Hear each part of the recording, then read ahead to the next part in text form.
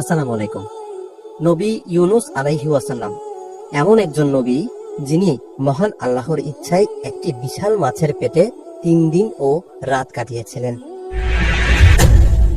প্রশ্ন, কিভাবে তিনি সেখানে বেঁচেছিলেন? বিজ্ঞান কি এই ঘটনার ব্যাখ্যা দিতে পারে? সুপ্রিয় দর্শক, আজ আমরা জানব নবী ইউনুস আলাইহি ওয়াসাল্লামের এই অলৌকিক ঘটনার পুরো গল্প, যার মাঝে লুকিয়ে আছে অনেক শিক্ষা।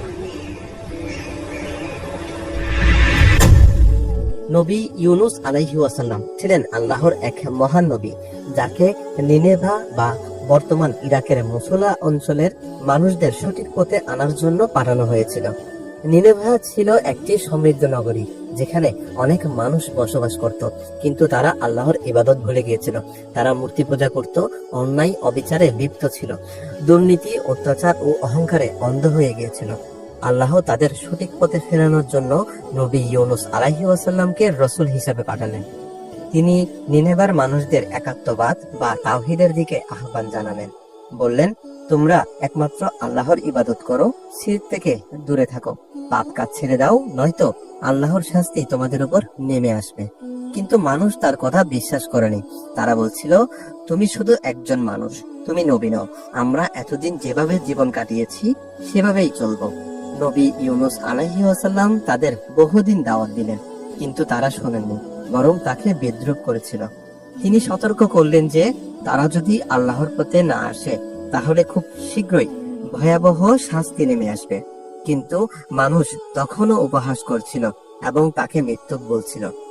অবশেষে নবী ইউনুস আলাইহি ওয়াসাল্লাম হতাশ হয়ে নিনেভা ত্যাগ করে চলে গেলেন, কারণ তিনি মনে করেছিলেন তারা আর কখনো সত্য গ্রহণ করবেন না।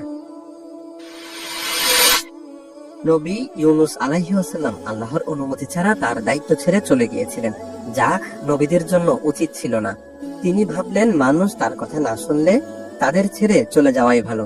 কিন্তু আল্লাহ চাননি যে তিনি এভাবেই চলে যান। আল্লাহ চান নবীরা কখনো ধৈর্যহারা হবেন না, বরং শেষ পর্যন্ত চেষ্টা চালিয়ে যাবেন। আর এখান থেকেই শুরু হয় তার জীবনের সবচেয়ে আশ্চর্যজনক পরীক্ষা, মাছের পেটে থাকার অলৌকিক ঘটনা। নবী ইউনুস আলাইহি ওয়াসাল্লাম যখন শহর ছেড়ে চলে গিয়েছিলেন, তখনই আল্লাহর শাস্তি লক্ষণ দেখা যায়। আকাশ অন্ধকার হয়ে যায়, মহাঝড় শুরু হয়, বাতাসে ধুলো উড়তে থাকে। মানুষ বুঝতে পারে নবী ইউনুস আলাইহি ওয়াসাল্লাম সত্য বলেছেন। তারা সবাই ভয়ে আল্লাহর কাছে ক্ষমা চেয়ে তওবা করে। মহান আল্লাহ তাদের তওবা কবুল করেন এবং তাদের শাস্তি বাতিল করে দেন। নবী ইউনুস আলাইহি ওয়াসাল্লাম যখন নিনেভার মানুষদের ত্যাগ করে চলে গেলেন, তখন তিনি সমুদ্রের দিকে রওনা হলেন। তিনি একটি জাহাজে চড়ে বসেন, যা গভীর সমুদ্রে চলতে থাকে। কিন্তু এখানেই শুরু হয় এক অলৌকিক ও ভয়ঙ্কর ঘটনা। জাহাজটি যখন সমুদ্রে ছিল, তখন হঠাৎ ভয়ঙ্কর ঝড় শুরু হয়। ঢেউ এতটাই উঁচু হয়ে ওঠে যে জাহাজের লোকেরা ভয়ে আতঙ্কিত হয়ে পড়ে। তারা বুঝতে পারে এটি কোনো সাধারণ ঝড় নয়, বরং এটি কোনো পাপের কারণে এসেছে। তখনকার নিয়ম অনুযায়ী যদি কোনো জাহাজ ঝড়ের কবলে পড়ে, তাহলে বোঝা কমাতে কিছু লোককে সাগরে ফেলে দেওয়া হতো। তারা সিদ্ধান্ত নিল, লটারি করে যাদের নাম উঠবে তাদের সাগরে ফেলে দেওয়া হবে। প্রথমবার লটারি হলো, নাম উঠল নবী ইউনুস আলাইহি ওয়াসাল্লামের। লোকেরা বলল, ইনি তো ভালো মানুষ, হয়তো ভুল হয়েছে, আবারও লটারি করা হোক। দ্বিতীয়বার লটারি হলো, আবারও নাম উঠল নবী ইউনুস আলাইহি ওয়াসাল্লামের। লোকেরা বিস্মিত হলো এবং বলল, আরো একবার চেষ্টা করা হোক। তৃতীয়বার লটারি হলো, তখনও নাম উঠল নবী ইউনুস আলাইহি ওয়াসাল্লামের। এবার সবাই নিশ্চিন্ত হলো যে এটি আল্লাহর পক্ষ থেকে নির্ধারিত বিষয়। নবী ইউনুস আলাইহি ওয়াসাল্লাম নিজেও বুঝতে পারলেন এটি আল্লাহর পরীক্ষা এবং তাকে সাগরে ঝাঁপ দেওয়া উচিত। নবী ইউনুস আলাইহি ওয়াসাল্লাম আল্লাহর উপর ভরসা করে সমুদ্রে ঝাঁপ দিলেন। আল্লাহর নির্দেশে সমুদ্রের গভীর থেকে একটি বিশাল মাছ, সম্ভবত তিমি মাছ, উঠে এলো এবং তাকে গিলে ফেললো। কিন্তু অলৌকিকভাবে মাছটি তাকে চিবিয়ে বা ক্ষতিগ্রস্ত না করে সম্পূর্ণ গিলে ফেললো। তিনি মাছের পেটে চলে গেলেন, যেখানে চারপাশ ছিল সম্পূর্ণ অন্ধকার। নবী ইউনুস আলাইহি ওয়াসাল্লামকে যখন বিশাল মাছটি গিলে ফেললো, তখন তিনি এক বিস্ময়কর ও অলৌকিক পরিস্থিতির মুখোমুখি হলেন। তিনি নিজেকে পেলেন 3 স্তরের গভীর অন্ধকারে, এক রাতের অন্ধকার, বাইরে গভীর রাত, কোথাও কোনো আলো নেই। 2 সমুদ্রের অন্ধকার, মাছটি সমুদ্রের গভীরে চলে গেল, যেখানে কোনো সূর্যের আলো পৌঁছায় না।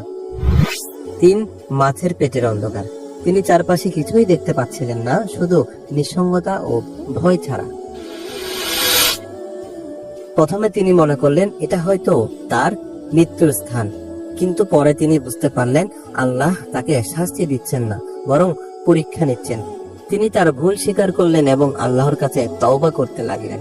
তখন নবী ইউনুস আলাইহিস সালাম মাছের পেটে একটি দোয়া পড়তে লাগলেন, যা ছিল লা ইলাহা ইল্লা আনতা সুবহানাকা ইন্নী কুনতু মিনাজ জালিমিন, যার অর্থ হে আল্লাহ, তুমি ছাড়া কোনো ইলাহ নেই, তুমি পবিত্র, আমি সত্যিই ভুলকারী ছিলাম। আল্লাহ তার দোয়া কবুল করলেন। মাছটিকে নির্দেশ দিলেন তাকে নিরাপদে মুক্ত করে দিতে।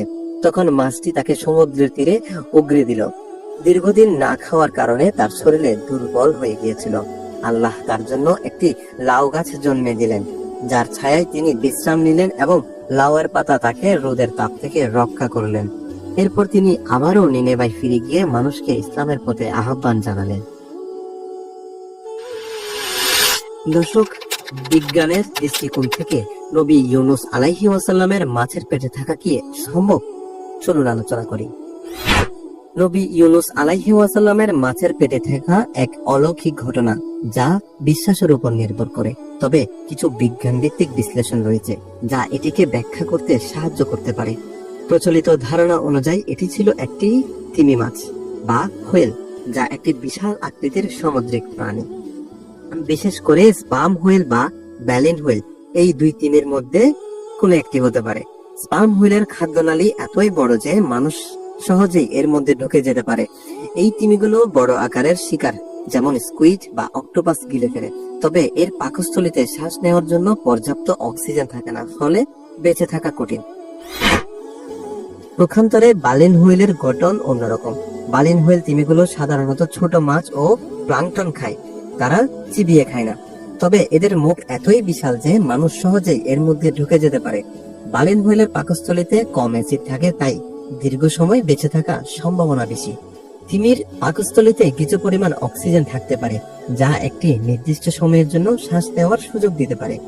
কিছু বিজ্ঞানী বলেন তিমির পাকস্থলীর মধ্যে এয়ার পকেট বা বায়ুখণ্ড থাকতে পারে, যেখানে সাময়িকভাবে শ্বাস নেওয়া সম্ভব।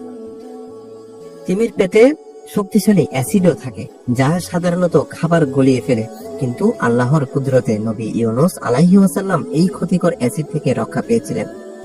বিজ্ঞানসম্মতভাবে বলা যেতে পারে কিছু প্রাণীর পাকস্থলীর প্রথম স্তর এত বেশি অ্যাসিডিক নয়, যা কিছু সময়ের জন্য শরীরকে রক্ষা করতে পারে।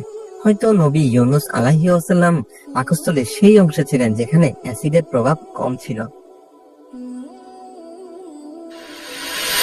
দর্শক, এটি একটি অলৌকিক ঘটনা হলেও ইতিহাসে কিছু ঘটনার নজির আছে যেখানে মানুষ সামুদ্রিক প্রাণীর মধ্যে আটকে গিয়েও বেঁচে ফিরেছেন। যার মধ্যে অন্যতম একটি ঘটনা হলো 1891 সালে জেমস বার্টলি নামে এক ব্যক্তি একটি স্পাম হুইলের মধ্যে 15 ঘন্টা আটকে ছিলেন। যখন তাকে উদ্ধার করা হয়, তার শরীরে কিছু দাগ ছিল, তবে তিনি বেঁচে ছিলেন। এই ঘটনা প্রমাণ করে যে বিজ্ঞান অনুযায়ী এটি অসম্ভব নয়। বিজ্ঞান কিছু ব্যাখ্যা দিতে পারলেও নবী ইউনুস আলাইহিস সালামের ঘটনা মূলত আল্লাহর কুদরতের উপর নির্ভরশীল। তিনি চাইলে অসম্ভব সম্ভব হয়ে যায়। সুপ্রিয় দর্শক, নবী ইউনুস আলাইহিস সালামের কাহিনী থেকে আমরা যা শিখতে পারি তা হলো ধৈর্য ধরতে হবে, কারণ আল্লাহ সবসময় আমাদের পরীক্ষা করেন। কোনো সিদ্ধান্ত নেওয়ার আগে ধৈর্য হারানো উচিত নয়। লা ইলাহা ইল্লা আনতা সুবহানাকা, এই দোয়া সবসময় পড়লে বিপদ থেকে মুক্তি পাওয়া যায়। আল্লাহ তার প্রিয় বান্দাদের যে কোনো পরিস্থিতিতে রক্ষা করতে পারেন। সুপ্রিয় দর্শক, আপনি কি কখনো এই দোয়া পড়েছেন? আপনার মতামত জানাতে পারেন কমেন্ট বক্সে। ভিডিওটি ভালো লাগলে লাইক, কমেন্ট, শেয়ার করুন এবং চ্যানেলটি সাবস্ক্রাইব করে সাথে থাকুন। ধন্যবাদ। আসসালামু আলাইকুম।